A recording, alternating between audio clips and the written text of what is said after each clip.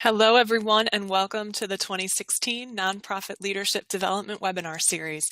Today's topic is compelling communication, and I would encourage you as we go through today to use the interaction features. For instance, let me know whether or not you are able to hear me or if I need to speak up. We're using the headset today and want to make sure that that is coming through clearly for all of you. So if it's coming through, feel free to hit that yes button. If it's not, please hit no or send me a note through the chat feature. So we'll go ahead and walk through our logistics for today. So again, that reminder as we come together for our own professional growth and learning to take some time and reflect on why you invested your time here today to talk about and hear more about compelling communication. Would encourage you to close the door to outside distractions, that opportunity to make some space just for you and your learning, and to silence your electronic devices so that you would go through minimal disruptions, and particularly if you are viewing the webinar with others in the same room, to put those on silent. And if you are working through a computer, be sure to turn off other applications so that the email reminders and other things go silent for the next hour and you're able to focus on the content and your own response to the information that you'll hear. And of course, to get comfortable in your surroundings. If that means kicking off your shoes, throwing up your feet, or simply walking around in the room as you move forward, that great opportunity to get comfortable as we move through here today. And some logistics, attendees will be muted during the call. If you are getting an echo, consider switching to a headset or a telephone call-in. That may mitigate that for you. If you do have a question, please use the chat function to send a message to the presenter, and that will come directly to me, and we'll either answer it in the moment or as the session goes along. So please be sure to type your questions as they come. So an opportunity to do that as well. And so again, we'll move forward into compelling communication. And one thing about communication is one of the reasons it's so important, particularly within organizations, is that employees want communication. They want information. We all like to have a sense for what's happening and why it is. Allows us to connect with the purpose, provide motivation, and see what the desired results are. So a bit about me. I am Melanie Schmidt, president of Timpano Consulting, and I am a leader, a communicator, a strategist, and a consultant. A big component of the work that I do and the basis on which much of my consulting is based is truly a belief that communication is the cornerstone for effective organizations, and that really continues to be reinforced and borne out through the ongoing organizational assessments and work that I do in talking with employees and in transforming cultures. One of the critical components that we will often hear is an area where employees want improvement in their organization is communication. What do they want more from supervisors with whom they're working? Clear communication, clarity of expectations, responsibility, and accountability, and communications at the core of all of that. Also, what we hear through the surveys are that people really want leaders who are communicating effectively and consistently. And so believing that if we have this kooky idea to communicate with our employees, we provide them with more context, it will provide them with more information and greater ability to deliver on the goals and objectives, and particularly within nonprofit organizations, to advance the mission for the organization. And that is an area in which I've developed a specific niche expertise, is nonprofit nuances and understanding the specific role in connecting and creating compelling communications that really connect the head and the heart so that we can move the mission forward. And today, what we're going to talk about are some basic principles for compelling communication. We'll go through key questions that you should ask every time you are thinking about putting forward a communication, some of the critical dots to connect, and then considerations in a variety of means. And as the important to know for the discussion is that yes, in fact, everyone communicates. We're communicating constantly and all the time. However, not everyone is communicating effectively. They're not necessarily communicating in a way that is compelling their audiences in the intended manner or with the desired results. And that's really what we want to focus on for the next hour here today. And so we'll start with some principles. And when we think about the principles of compelling communication, we really can go back in time and remember many of the things that we learned long ago when we first started hearing about communication. And with that, it comes back to understanding the three buckets within which communication tends to fall. And when we think communication, we really need to think about the written communication, the verbal communication, and the nonverbal communication. And those three components come together to really provide a strong foundation and a basis for connecting with people and moving the mission forward. And when we think about written communication, it's really becoming more and more critical that we pay attention to the details. And that's becoming critical because written communication now is really being influenced by what's happening on the informal side of our life or more through our relationships. And there is a distinction for professional communication. As a professional communicator, it really is important that you're thinking through what is the simple, most structured way we can put this forward. And so it means still falling back to using sentences, properly spelled words, actually effective grammar, and paying attention to your formatting. The world may be operating more through tweets and Snapchat posts and things that are space limited. But when it comes to professional communication and really being an effective leader, we need to think more about the long form life, some of those old school principles. And again, how can we keep that written communication simple? And with that, it means simplicity in terms of the level of language that's used and simplicity in terms of the number of messages that are contained in that written communication. And we'll talk about that a bit more with some of the considerations. Another real component to that strong and effective written communication is having a certain structure to it.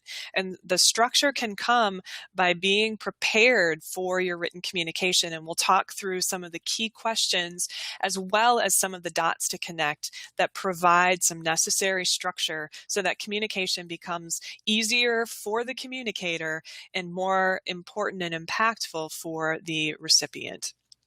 Again, checking that spelling and grammar. We all make mistakes. Spell check doesn't always catch everything, but the higher the level of professionalism you intend to convey, the fewer spelling and grammatical mistakes there need to be in that communication. And so using the spell check, but also going through and reading something before it is dispersed. And then paying attention to your formatting as well. And this has become something even more and more important as we've moved more toward listed items, shorter sentences, the lack of paragraphs, things of that nature. But your visual formatting really does make a difference in terms of how people respond to that communication you're putting forward. And so those are some of the key components. When you think written communication, pay attention to the details. If you're thinking about verbal communication, that really is where you're focusing on your vocal qualities. And that is the tone of your voice, for instance. Are you expressing feeling or emotion, or are you very jolted in what you're saying? Is there an inflection to what you're doing? Are you emphasizing different words in order to enhance that message? One that we know that people will respond more to verbal communication when there is a variation in inflection.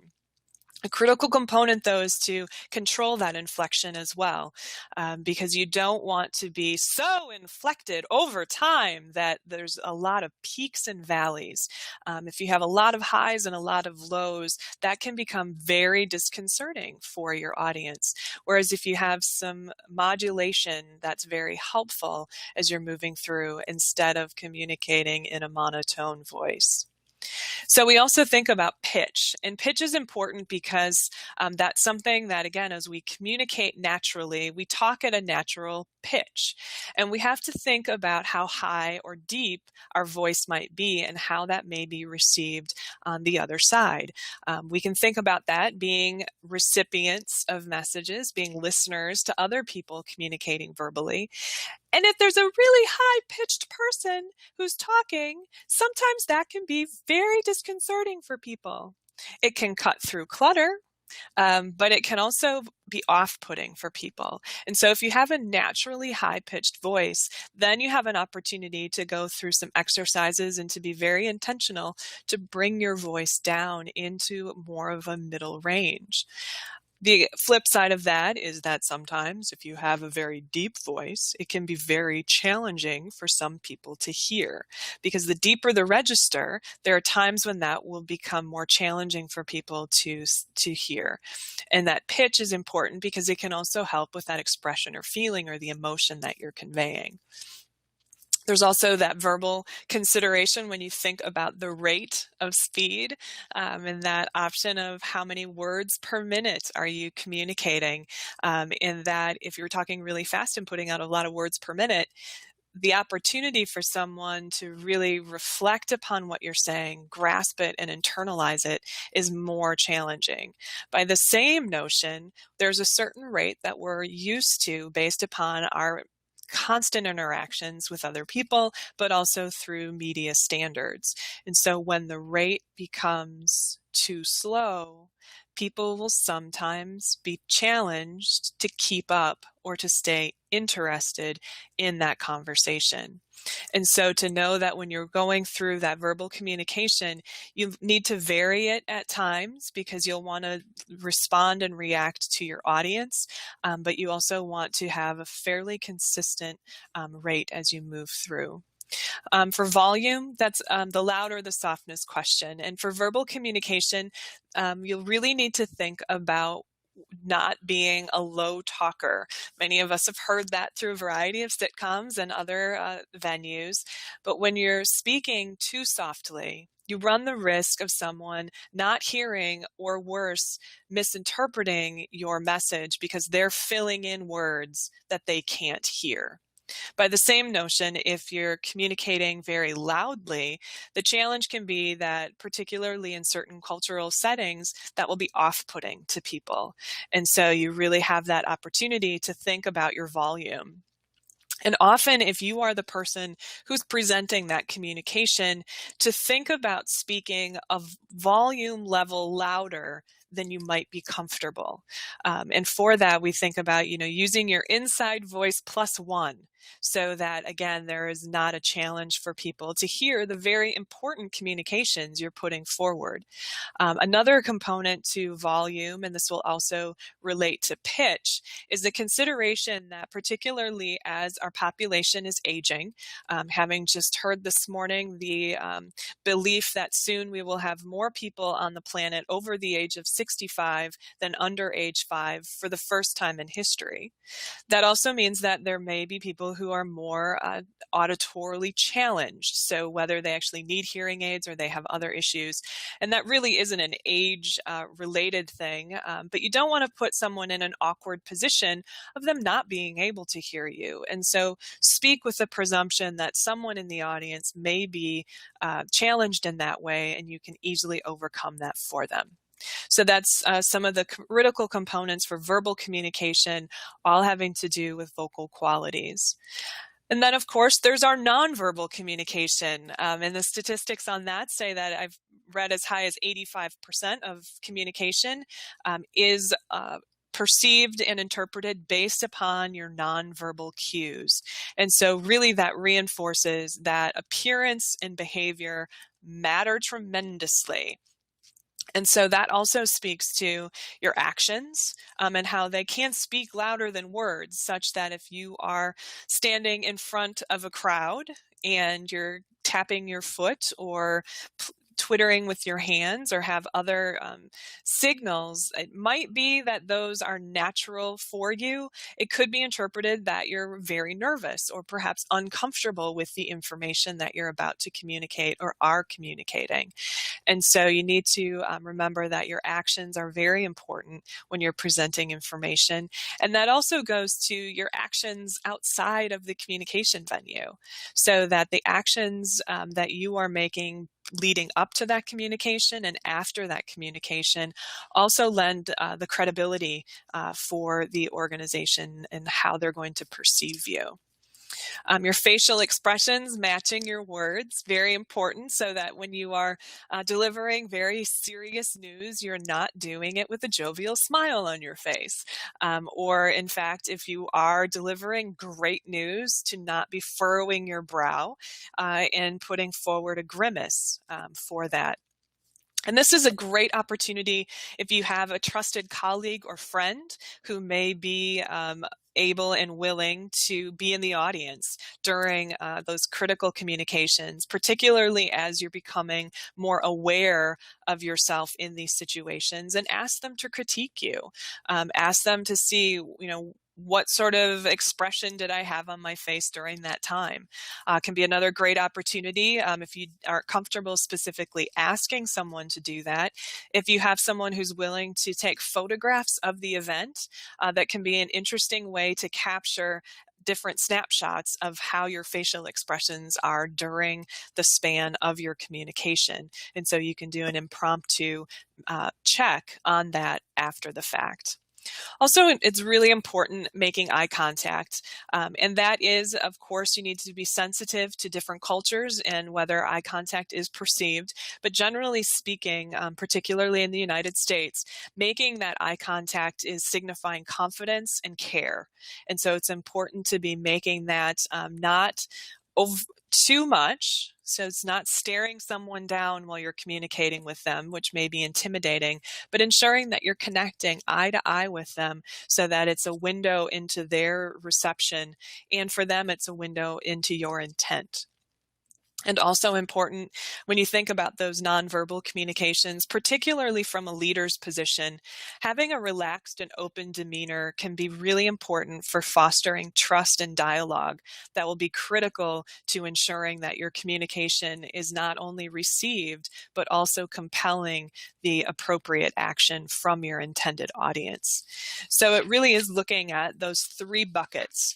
And with that, we think about, being very clear in terms of, what is the message that we are intending to deliver and how are we doing it? And so is it more hesitantly, where we're concerned about asking someone? Is it a question?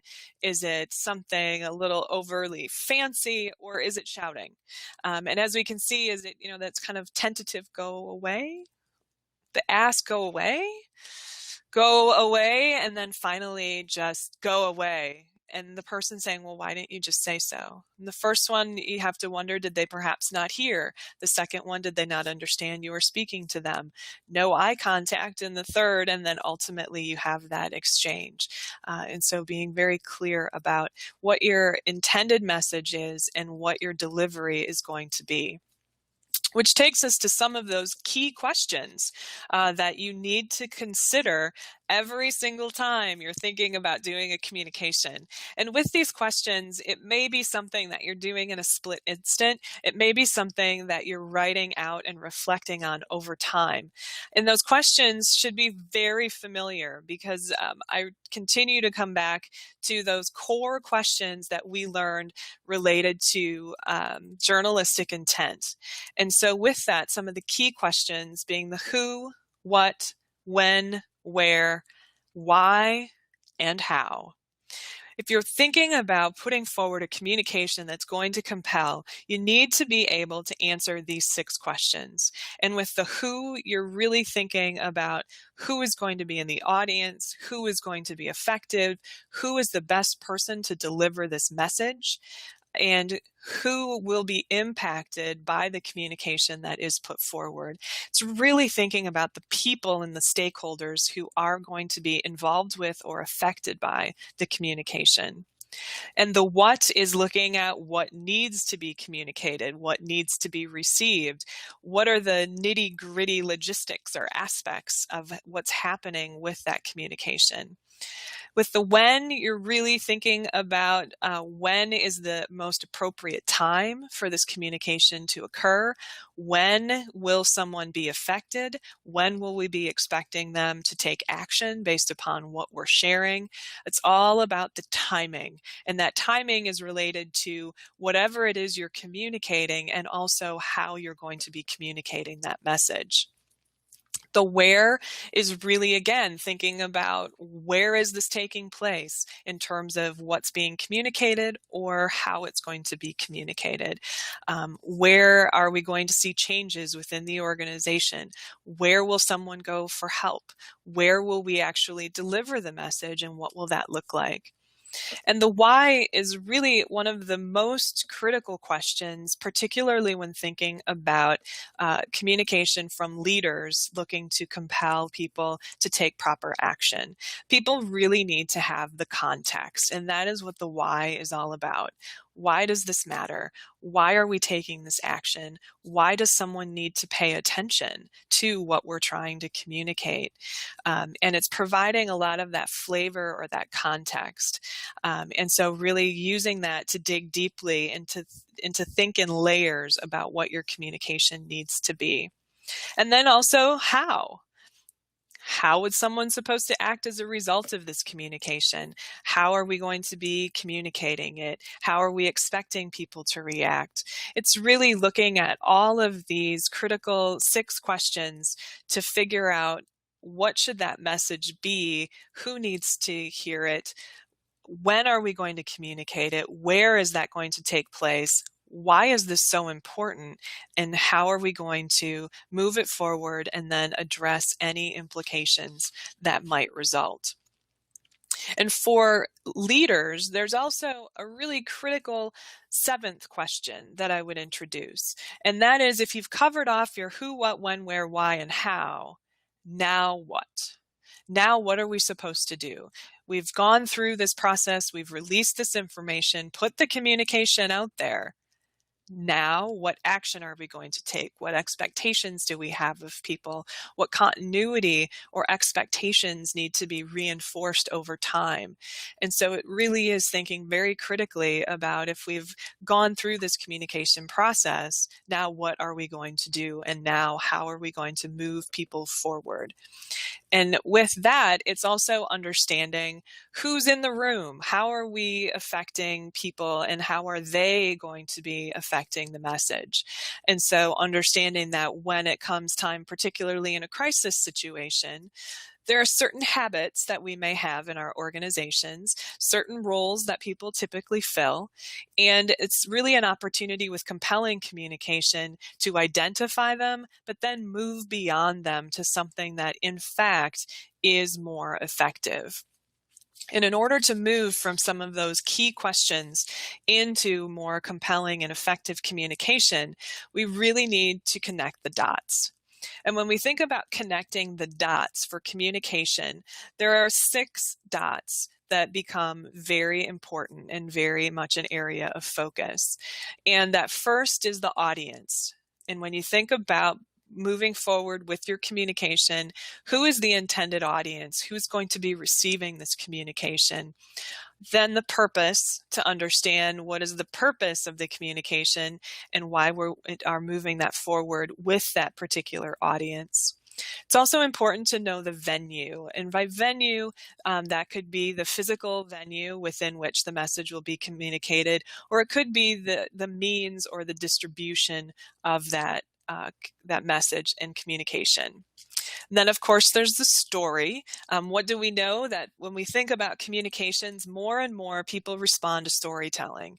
And so with every opportunity, we should find ways to humanize, to provide examples, and to create that story to be delivered in the venue to advance the purpose that will compel our audience in the desired way. And when we think about moving our audience forward, that's where context comes into play, because the context is that flavor or that additional information that really helps people understand the communication that's occurring and what they're supposed to do with it. And then that leads you ultimately to the intent of that communication.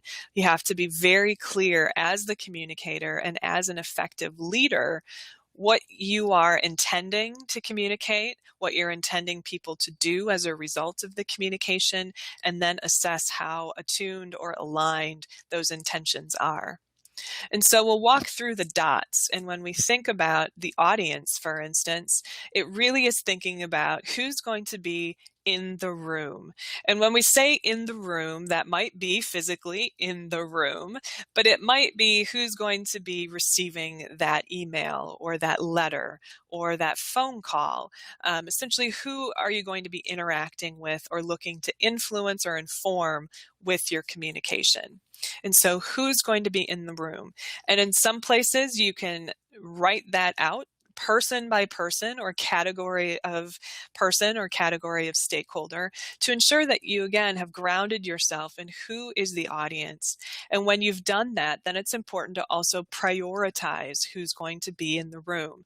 Because often with communications, there are some people who truly do need that communication more than others, or there are some where you really are looking to influence them more than you may need to in other ways. And that might be because they all know something differently about the topic at hand. And so you need to know who's in the room and what do they know about the topic or the subject. Because if people come in with a high level understanding of the topic, then you may need to craft your communication with slightly more detail so that they understand the motivation or the rationale a level deeper than where they are currently. If you're walking into a room where you have people with varying levels of knowledge about the topic, it's also important to know that and perhaps even to acknowledge that with your communication so that you can lead your communication thinking about your audience and acknowledging there are people here today who, some of whom have been very involved in the detail and others who haven't been involved at all. So I'm going to take a few moments to bring us all onto the same page for what we need to know today.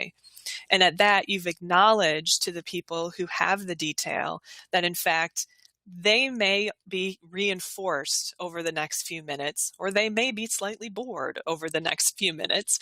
But for others, you've also opened the door for them because they may not know. And so being able to acknowledge that goes a long way for credibility as the communicator. It's also important to know, in terms of who's in the room, who has what kind of a style, because that will go to how you're interpreting the nonverbal communication that may be taking place, or perhaps the questions or other comments that might arise during the communication or after it. And when you think about audience style, one way to think about it is to think about the type of person.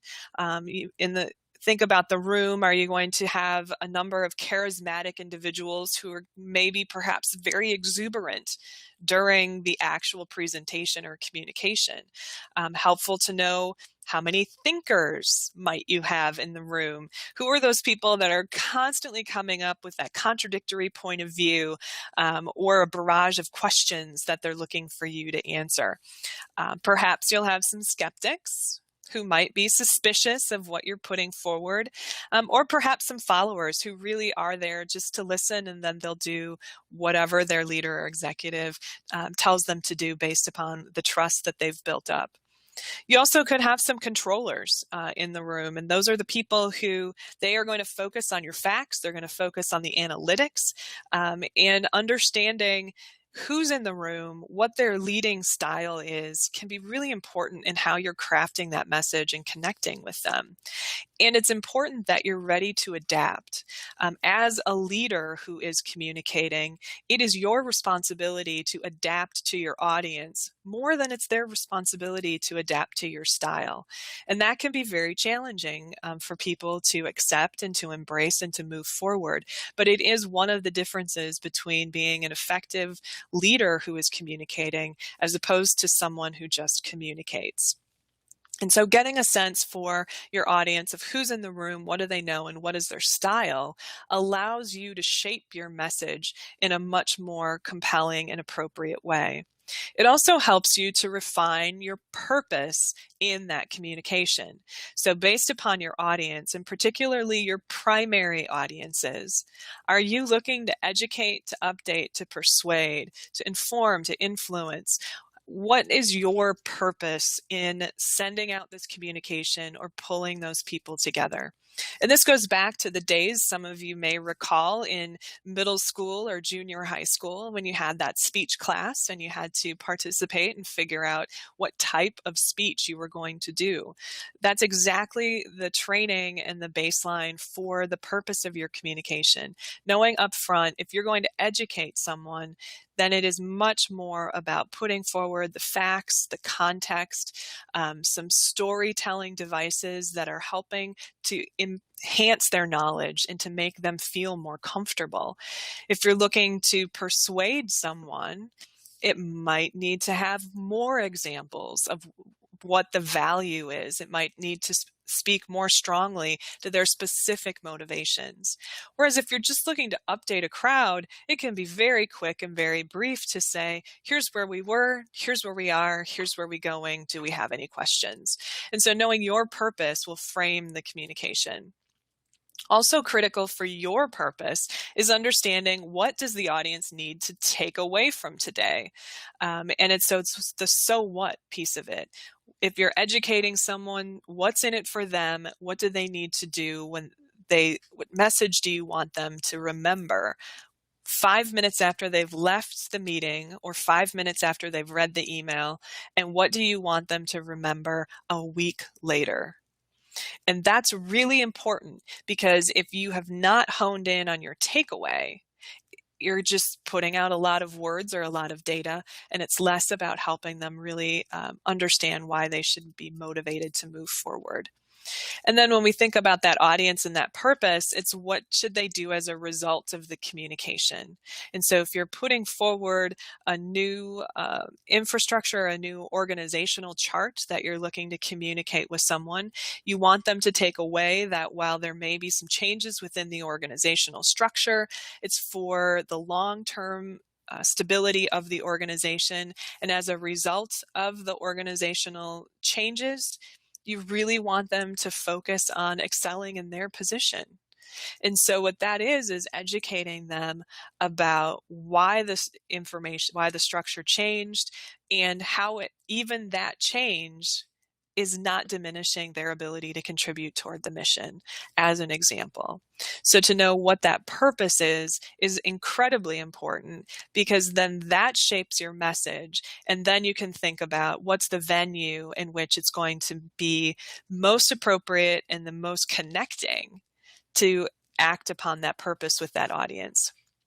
And so with that, thinking about your venue, what's the room?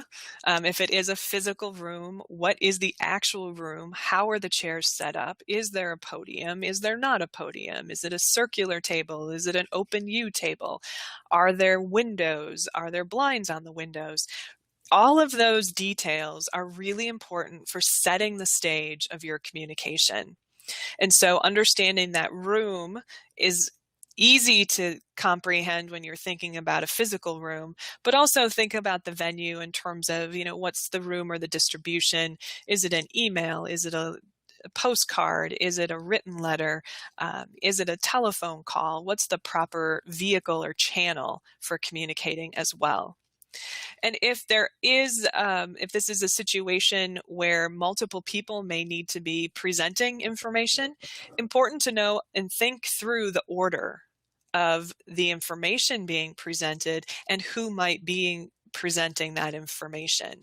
And so understanding the order of information is critical for moving someone from perhaps very little knowledge to a high understanding of what you're trying to communicate. And then when you think about venue, this is another opportunity to think about the overall vibe. And the vibe is really thinking from the cultural perspective within that organization or within that group. And so is this vibe, do they tend to be pretty excited? Do they tend to be pretty grumpy? Are they content, discontent, and toward what level? And so know what you might imagine to be the predicted vibe, and then what's the vibe that you want in the room for delivering that message, and what's the vibe that you want after the communication has been received. And much of that venue information can then influence your story. And with your story, it really is coming up with what is the main point, what is your main message that you want to deliver, and what is a critical word within that main point. And we'll talk a bit more about that in the considerations section. It's also important to think about your key supports. One of the things that we know and is part of any media relations or public relations planning process is to think about, we have three key messages for this topic or this subject.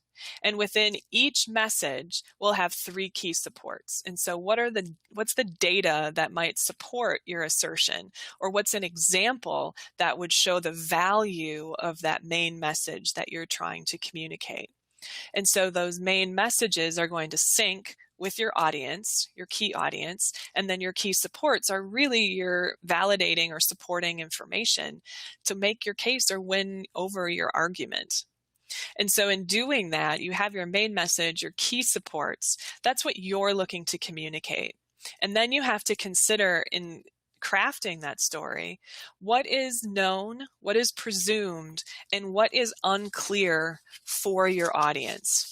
And this is a really important exercise to go through, particularly with organizational communication, and particularly when you are communicating change or putting forward something for a decision by a group of people in the organization.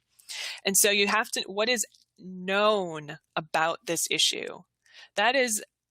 Those are the facts. Those are the things that everyone can agree on and that you can document and source as being known. Then you have the bucket of what's presumed about this issue. And often what you'll find when you think through an issue with these three buckets, that what you thought was known is actually presumed because you can't back it up with anything. There aren't any sources where it was agreed upon. There are no notes in the minutes where someone actually took that action. It's just been presumed to be so. And it's important to have that distinction between what's known and presumed, because you'll need to clarify the distinctions and how those presumed items may affect the overall outcome. It's also important to know what's unclear about the issue, because this is going to give you the fodder for what you might need to explain or articulate in great detail. And so in crafting that story, you build from what's known, you clarify what might be presumed and how that affects the intended outcome, and then you really focus in on educating on those unclear items. And that will involve presumptions. That's things about what's happened in the past and what could be different moving forward. Those hard questions. This is really your opportunity to craft information and compelling content. If you think about the context, a lot of it is who's going to do what. So if we're putting forward this communication, it's kind of the so what. Who knows what, who has the style, who's going to do what, what's the basic context or the flavor around what's moving forward with that communication?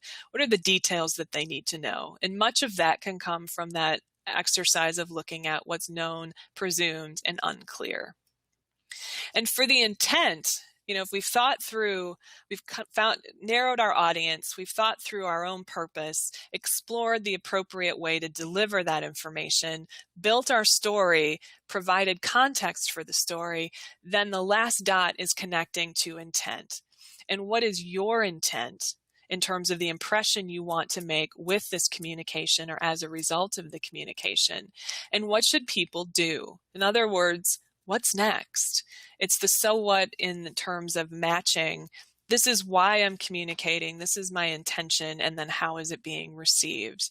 And so it's important to have those means in place where you can check that, because you'll need to follow up with people after you do that communication.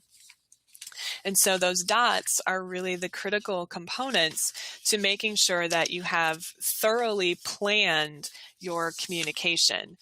And it's important to plan that for content that's going to connect with your audience. And ensuring that that connection happens is a lot of what's in it for me.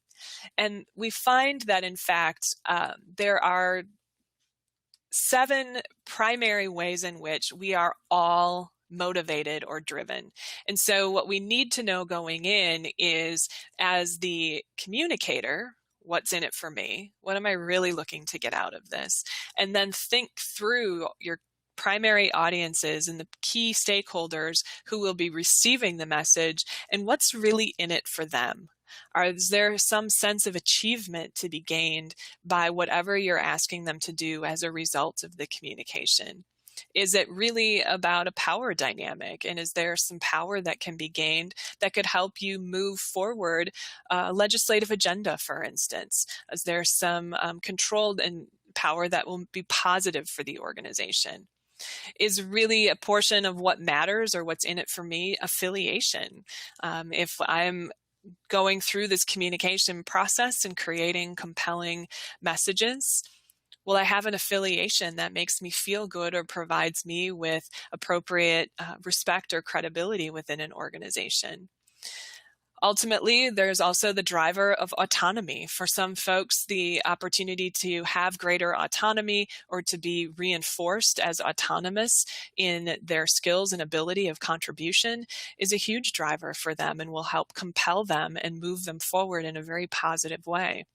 For others, their primary driver may be esteem, and that how other people are feeling about them or how they're perceived by other people.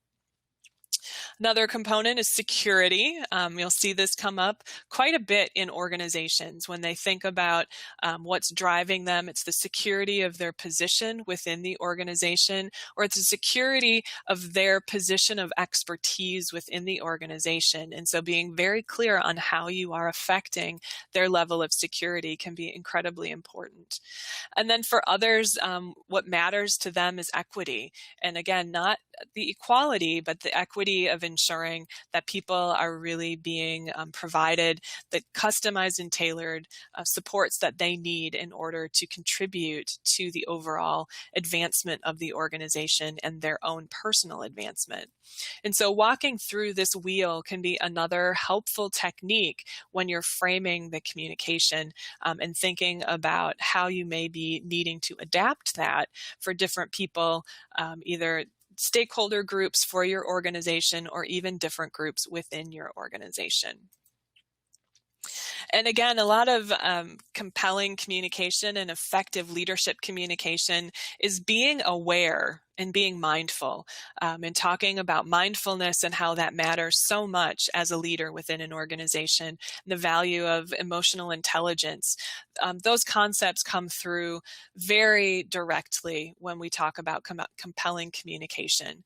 Because if you're not aware of your audience, if you're not aware of what's driving you, what might be driving them, how they may be reacting, you may be limiting your credibility with that group or your credibility moving forward. And also as the leader, this opportunity to explore and attend to nonverbal communication as a way to adapt on the spot to someone and also bring them forward and into a more productive dialogue with the topic at hand. So that if you have someone who is critical for advancing a topic and they are the one who's clearly distracted on their iPad in the meeting, and you can tell it looks like perhaps the blue reflection of Facebook is coming up on their face, it is an opportunity as that effective leader communicator to call them out gently, or perhaps directly, and ask them a specific question or comment, not to embarrass them, but to bring them into the dialogue, particularly if you know that they happen to have a point of view or a statistic or a fact that could reinforce a point, so that you can bring them in.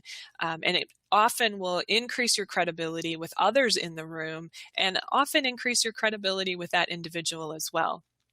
And so really being aware of the overall dynamics and how that connects to your intent and your delivery.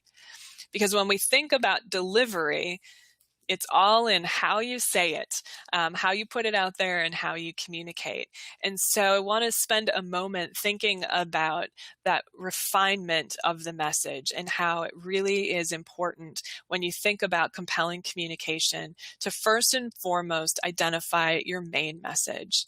And one way to do that is to think about, all right, I need to communicate on this topic. Who am I going to visualize as one of the primary stakeholders or primary audience members who needs to understand what I'm about to communicate? And you can get specific, and you could visualize someone in your mind and say, all right, I really need Tom from our program group to understand this message and to carry it forward. So when I think about Tom, this is the main message I want to communicate with him about this change or this issue in our organization. And write it down. And it could be a few sentences. It could be one long sentence or one short sentence, whatever it needs to be. But what's your main message to Tom?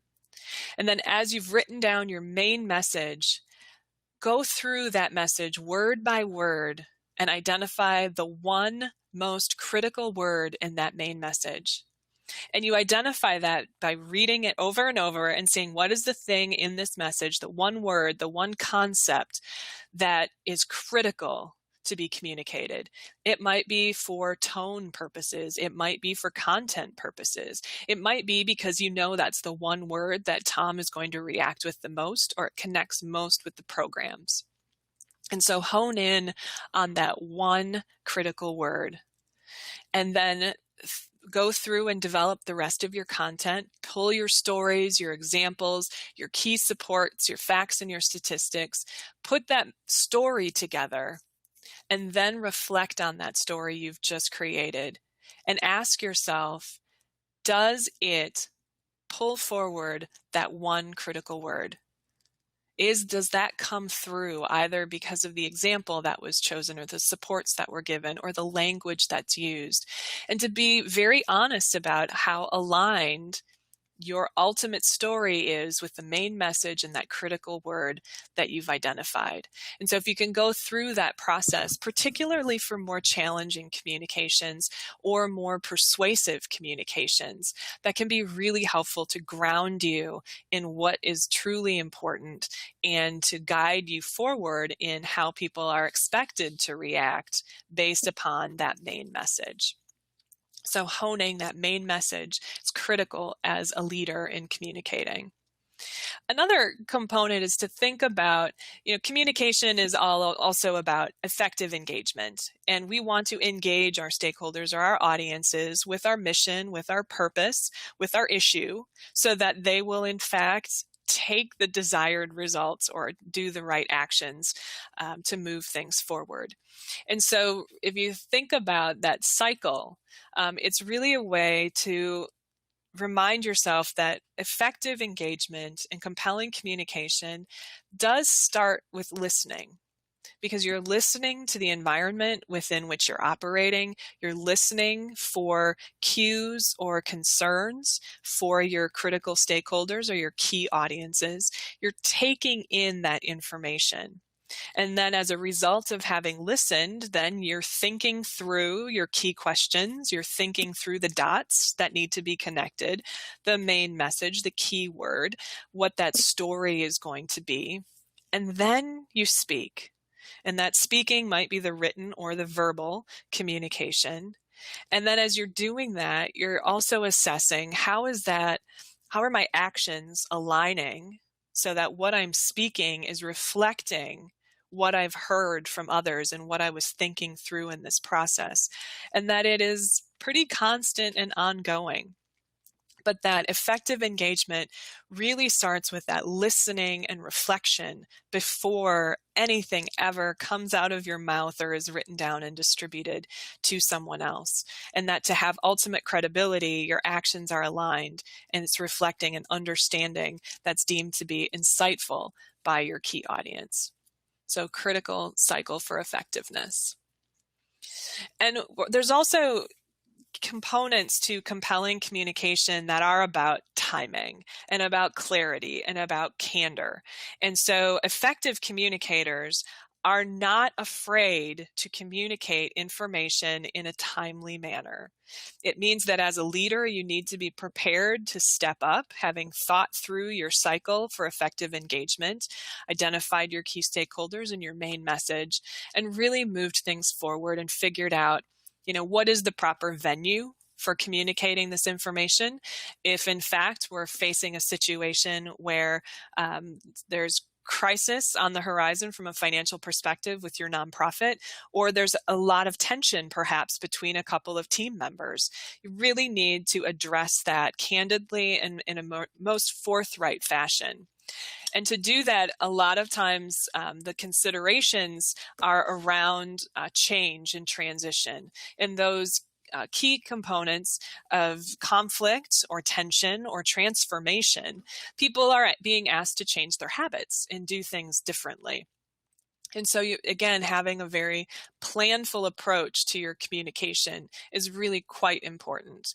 And so with that, it's another way to think about preparing your communication. And so we won't go through all of the detail. What you can see is that, again, preparing your communication, it comes back to that purpose, that critical dot that we identified earlier about why are we communicating this? What is driving the change or the issue? Why is this change even occurring? And how will it move the business or the organization forward? What are all of those key purpose components? For when you have that, you can then think about the intent. And with that, you start to begin to gather information, that main message, that one word, components of your story, so your key supports or your examples, and thinking about from the intent, then what matters to me, what is going to matter to my team or to the audience, and then what does that mean for them? Because once you have that purpose, you have the intent, you can really think about making progress. Communication that does not move an organization forward is not helpful. And so your communication should have some sort of forward momentum for the organization. And so you need a plan for that. And that you need to understand, what does it mean to the team? What's necessary as the next steps, or what people should do as the desired result, so that ultimately you can engage them. Again, engaging by listening, thinking, speaking, aligning your actions, and reflecting that understanding, and being very connected with your audience and your stakeholders about what matters to them. How are they being motivated?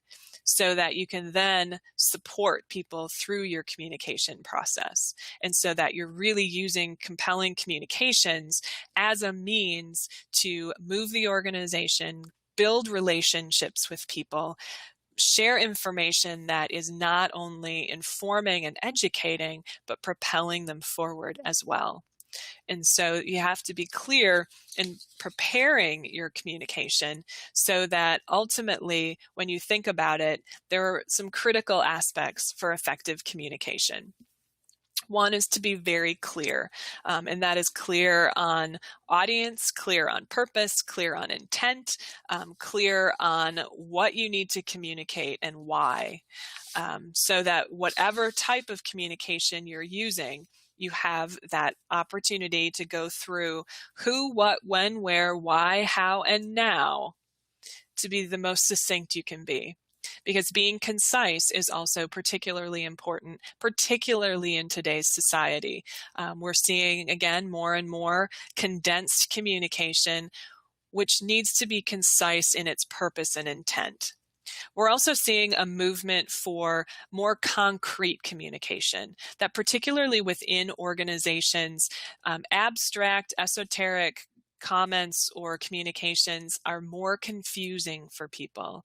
So the more concrete you can make a communication for your stakeholder groups, the easier it is for them to process, to find the value, to connect to it, and then move forward. It's also critical to be correct. And being correct can go back to the spelling and the grammar. It can also be ensuring that you're using proper sources when citing your facts and statistics, double checking things that you may have heard in the hallway. So being correct is understanding what's known versus what's presumed or unclear.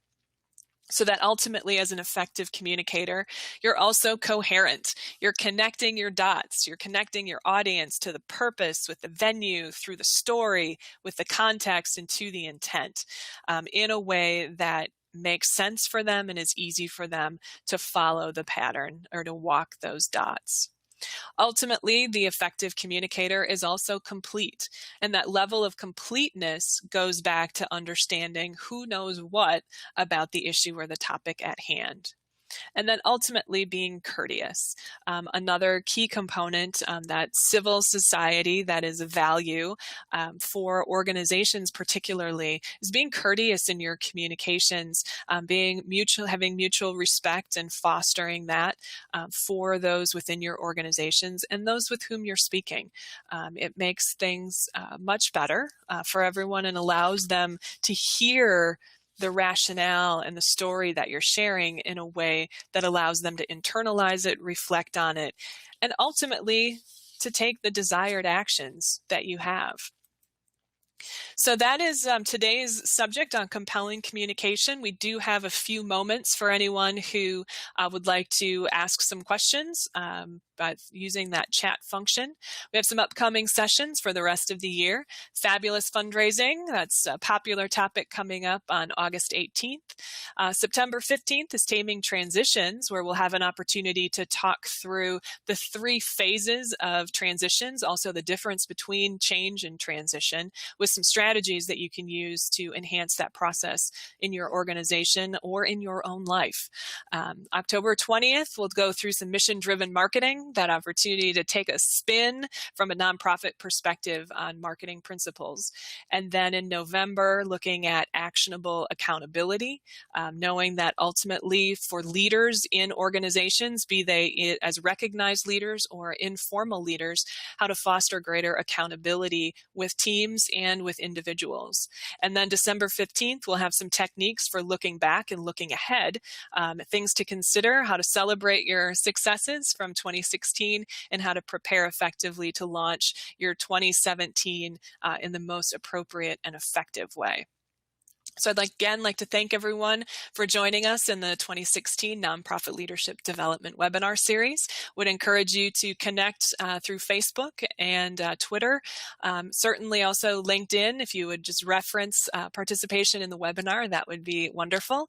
And if you do have specific questions that you would like addressed as a follow-up to today's session, by all means, send me an email or give me a call, and happy to provide some additional insight for you on compelling communication. So go forward, think about how you're listening, reflecting, and speaking with others, and effectively using all types of communication, written, verbal, and nonverbal, as you influence your audiences and move your missions forward. Thank you very much, and have a good afternoon.